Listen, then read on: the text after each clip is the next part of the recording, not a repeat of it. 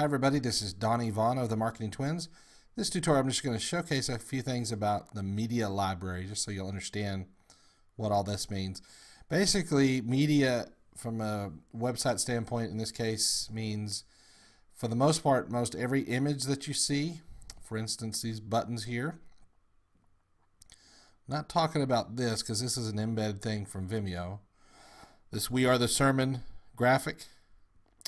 This assembly times graphic, all these little icons down here, but also media, meaning on our publications page, we have PDF documents, newsletters.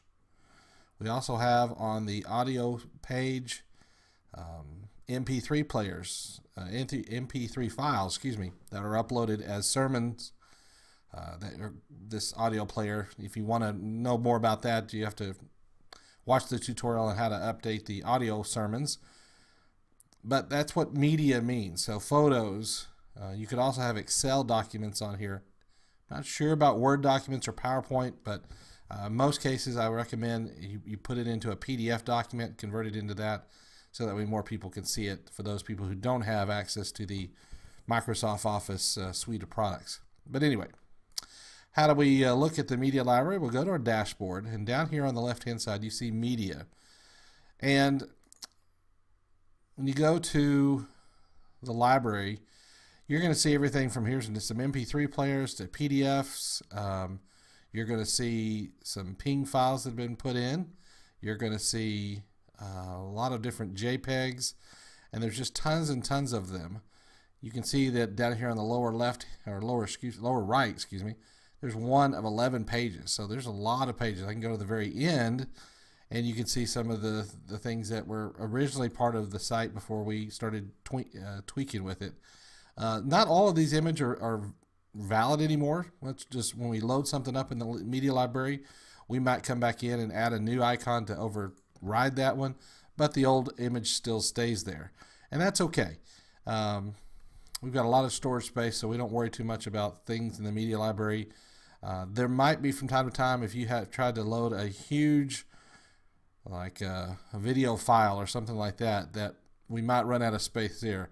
Any video, we always recommend, rather than uploading the video to your site, go and upload it to your Vimeo channel and then embed that from there. Vimeo has a vast array of space for obvious reasons, and so to keep your website moving fast and efficient, we recommend all video, rather than uploaded to the media library, be uploaded to Vimeo directly. But pictures, as long as they're web formatted and not original size pictures, you should be fine.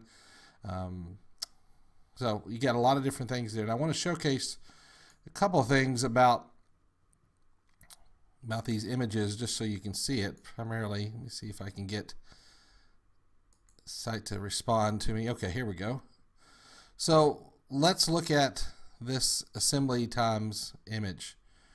If I was to click on that assembly times image, it's kind of thumbnailed it for me here.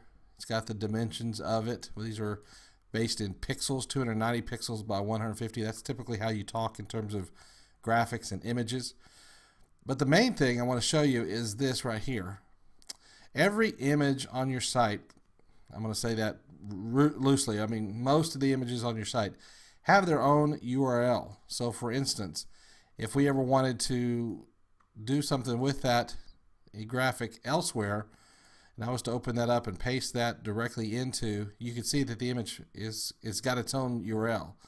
So there might be some things you need to do with that, links over to some other places or whatever, but just keep that in mind, that the images in the media library have their own unique URL. You can add new messages or new media here. They will allow you to either select the file, find it on your desktop or whatever folder you're in, or you can simply drag and drop. For instance, I have this listing of all the sermons. I could simply drag one of these over. Let's take one of these. Here's a Discovering God Together. I can just simply drag it. You can see how the blue dotted lines come up once I've dragged it, and I will minimize that, and it's crunching it. Loads it in. It also has its own unique URL there, and that's how it is.